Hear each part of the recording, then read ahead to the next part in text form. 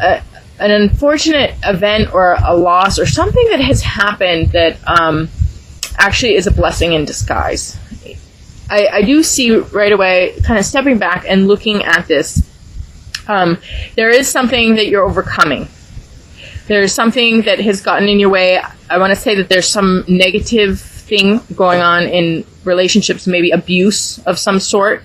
There's abuse going on of some sort with people where somebody's stealing or somebody's taking from you.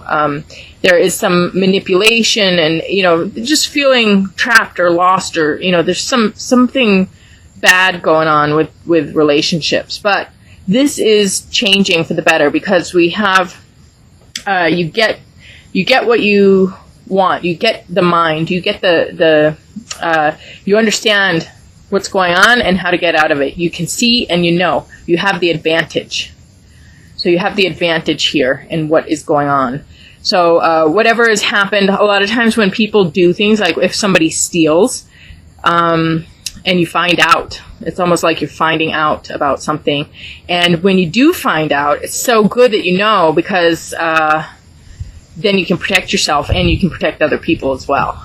So it's like whatever you have had to lose or whatever has had to be sacrificed, it's worth it in the end. It's not the biggest deal because something that was not good in your environment is now being identified and eliminated. So it's like you and the community are building up an immunity. There is somebody being cut out. There is somebody being removed from a situation here, based on what's healing, and it seems like the state of imprisonment here that has had you at a loss is now, you're bouncing back to life because this is Zaiwi here. So at the end of this, you get everything.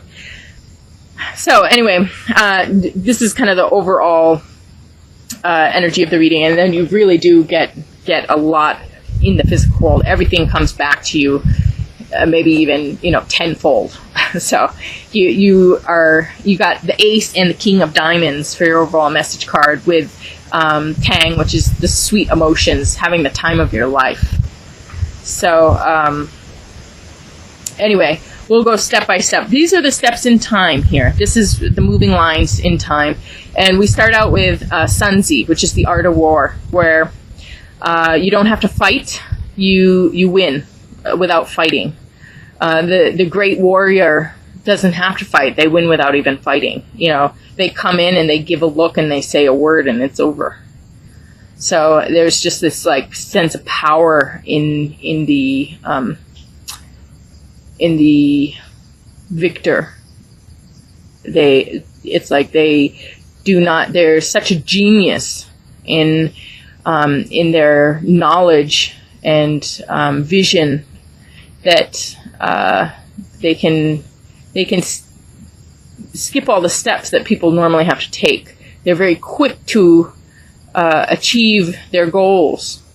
It's also about the healer who doesn't use medicine. And they don't have to touch you, and they don't have to even talk to you. It's like the miracle healer that you meet and you have your miraculous healing. So the best of the healers, the best of the warriors, they don't actually have to do anything to establish the health or establish the justice and the peace. So right away we have you're able to get something easily, and then there's this transmission of information, this transmission of knowledge, really seeing relationships, seeing what's between people, seeing people for who they are, and knowledge that is transmitted from one person to many, where concepts, whole worldviews are provided. Everything changes when you see it like this, like huge epiphanies through this transmission of knowledge. We have this paired with the rune of vision and revelation and knowledge and creativity. So this is right in line with kind of the combination of both of these. It's like transformation, regeneration, being able to have the strength and energy and power to and knowledge. Knowledge is power, but being able to it even has to do with technical ability, and that's with Sunzi too. It's like being 10 steps ahead of the other person, like being the tracker. You know, I don't know if you guys ever read Blood and Thunder. Really good about Kit Carson. He was a tracker, and really amazing how the trackers they can read everything. They know everything about their opponent. They know the ins and outs of their mind and their strategies, and they can even they know what to look for, and they can see, like, when everybody else has no idea what to look for, they know exactly what to look for, and they can track and they can follow and they can hone in and they can be there in advance, and they are 10 steps ahead of whatever it is that they're tracking. It's really amazing to see how the trackers are. It's like genius, you know, having that brilliance to see and to know. And that's what this rune here is about too, with the technical ability to be able to know. But it also has to do with revelation and you know, having the energy and the strength and the power to be able to and the knowledge to be able to do what you need to do and do it very efficiently. So this is really strong here, like overcoming things with ease and grace, and definitely having the advantage over whatever this is over here, whatever it is that you're breaking free from, whatever it is that you're coming back to life on. And then we have here, the second card is Sasquatch, King of Mind, King of Spades. And this is something beyond belief. A person beyond belief. And, you know, it's almost like Sunzi's kind of beyond belief. You know, the warrior who doesn't have to fight, and a healer who doesn't have to heal, and the miracles come like that. You know, that's almost like the Sasquatch too. Something that might even not be in our belief systems, or people can't believe it, or even if they believe it, they just kind of deny it and go along with the status quo. Sasquatch is the Bigfoot, and but you also they have, you know, aliens, many things outside the common belief system. And if you don't have any information on it, you automatically go with the group and say, oh no, it's not real, it doesn't exist. And you want to fit in, you want to go with the group. And then even when you start to see that, wow, geez, there does seem to be a lot of evidence for something, you know, well, I guess it's not totally out of possibility. But then you still go with like, oh, okay, I'll just pretend like I don't know because it's easier. And then eventually maybe you even see the Sasquatch. Maybe you see the alien. You see something. And you're sitting there and it's still like your belief system is still somehow in place, trying to look at something, make sense of it, and you just can't make sense of it because the belief is so strong in shaping your vision that you can't make sense of it until finally you realize, oh, this is just totally beyond my belief system, and this is something that just does not fit in with anything I have ever known or seen before. And when that happens, you have this epiphany or this awakening, and you're able to embrace the mysteries or the possibilities or the reaches of reality. All of a sudden you have a mind shift. So then really the next time somebody talks to you about aliens or Bigfoot or whatever it is that used to be beyond your belief system. Now all of a sudden you can say, yeah, you know what? I used to think like you, and I just, had this experience, and I can't think that way anymore, So there are ways that all of a sudden you embrace something beyond the common belief system. And Kachinas here has to do with the forces of nature and how they relate, how they somehow are similar to or tied into the minds and hearts of humanity. And actually there's this intelligent organization of the universe, and there are many forces at work, and just like the forces of nature are a part of nature, life is also a part of nature, and life is also a force of nature, and there is a way that there is communication and synchronicity and unity, where there is constant cause and effect and constant feedback loops, where nature is listening to the life, and the life is influenced by the nature, and things are at work in synchronicity.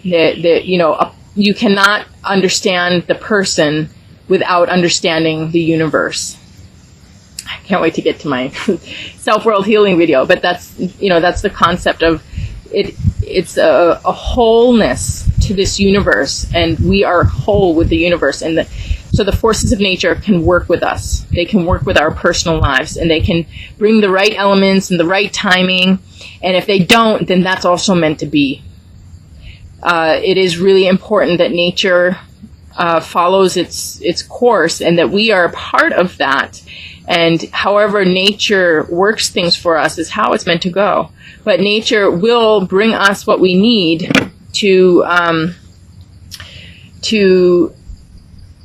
go where we're meant to go, and to know what we're meant to know.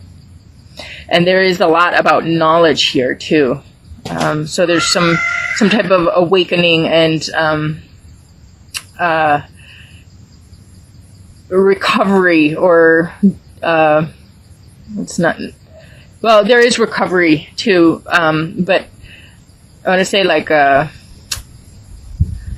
superiority. I don't know if that's the right word. Being on top of things, being able to work things from a higher level, and being the superior person with the superior position, with the power. So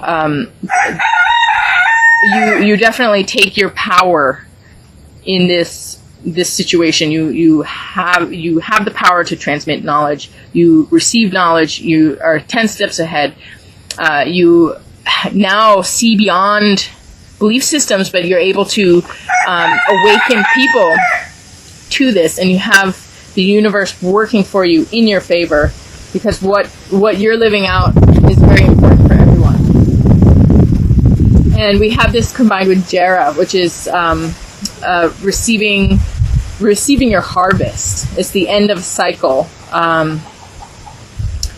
Success, peace, and prosperity. It's having things change for the better, but also the end of the cycle, where all of your hard work and your effort is seen and rewarded. You get your harvest finally after the season, the year of planting and sowing and putting in all your invested time and energy. Now it's complete. You have had a completion, and this was worth it. Everything is worth it in the end here. So, with Kachinas here, you're receiving your harvest. Things are coming in for you, and this stuff has to do with things beyond belief. Very magical, very powerful. And then your last card is about, last cards is about this good relationship, a relationship that lasts a lifetime. It's unconditional. You can do no wrong. You can fall and you get that hand to get back up again. Somebody is there that has your back always, takes care of you, and you can never lose this person. You can never, even if there's a fight or a distancing, it's totally insignificant compared to the bond and the love and the strength of that relationship. And you have this returning back to life. It's like being on the edge and then coming back to life here. And being able to be centered in yourself and have everything very grounded and very stable. And you return to a state of health and a state of wholeness. And we have this paired with a Righto in reverse, which has to do with injustices and crisis and being stuck and just kind of being out of place and having like confusion and just not able to think right or see right or not able to perform even, kind of being irrational. And it's like that, going to that edge of death, being on that edge. So I want to say maybe there was some difficulty in this relationship. A lot of times I find that when a person goes through a hard time, if there's some hard time, something that they have to get over, something that is really bothering them, they often turn on the people that are closest to them. It's like human nature. It's like when there's something wrong, of course, the child gets mad at the parent, It might have nothing to do with the parent. But there needs to be some type of communication, even if the child is not able to do that communication. It comes out backwards, it comes out twisted, it comes out like problem, all turned around, confusion, problem, and then the parent has to figure out, okay, what's wrong? What's going on? What's really going on? What really are you saying? Why are you feeling this way? What's going on? So I want to say that there's maybe some disruption in a relationship here that had to do with crisis, had to do with injustice or some unhealthy something going on, that might have been, just a person confused and turned around, not knowing what to do or how to handle something, and now there's this restoration of this situation and this restoration of this relationship that gives strength and gives life again. And like I said, whatever this issue was, though, it's being taken care of. And what's healing is removing oneself from the situation. So the issues that were binding issues, the problems that were going on, are now being separated from the person. There's a line that divides. Separation, cutting things out, establishing of boundaries. And that's what ha is about. It's about getting over chronic stress, removing yourself from the situation. Nobody can really see the magnitude of the situation when they're in it. They can't feel it. It's like you're numb to it.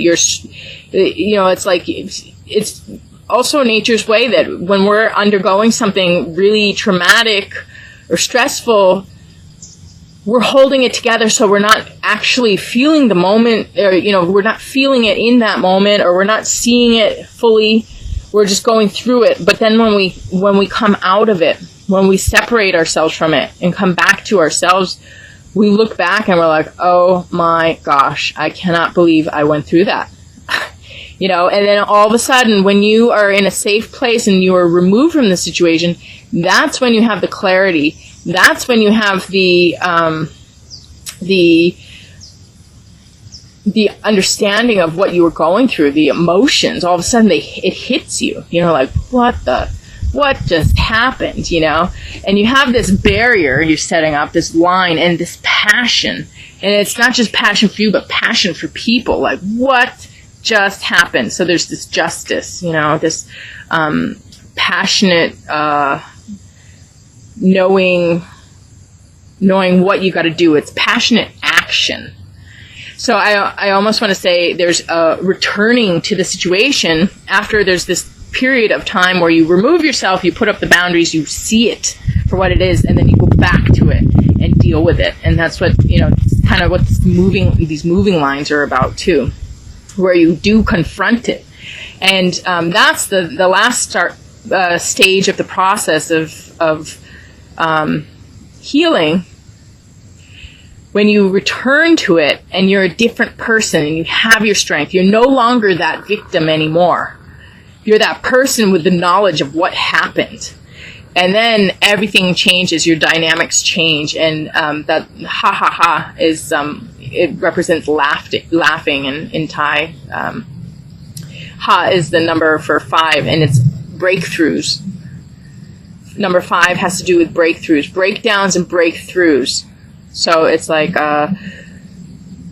when you have those breakdowns and breakthroughs, finally you can laugh at it. You're not a victim to it. You're not submissive to it anymore. You have the power over it, and you can deal with it and handle it. And then we have the final message card here with Hang, which is sweet emotions, and feeling like you are living the times of your life and feeling good about things. And you have the 2 diamonds here, Ace of Diamonds and King of Diamonds. And this has to do with work and business with Thai tip, and collaboration, and with people, collaboration with people. And then the Ace of Diamonds has the universe collaborating for you, and maybe even beyond you. So there's like something that there's the larger play, the play that the universe has scripted, and there's this drama and this play that plays itself out, and there's lessons to be learned, and things to happen, things that become born from this evolution, progress, evolution, and revolution. And the universe does this. The universe has these forces of nature organizing things, the self-organization process, and it's creating evolution. It's creating a leap in the evolution process, creating a new level of existence. It's building on itself. It has already worked out. It has revised on itself, and it has worked out some things, some issues. It has come to a place of healing and now progress and fruitation and new things. So, and it does have to do with people coming together, because you have the King of Diamonds. But with all of this, there's this real feeling of being home and content and happy here.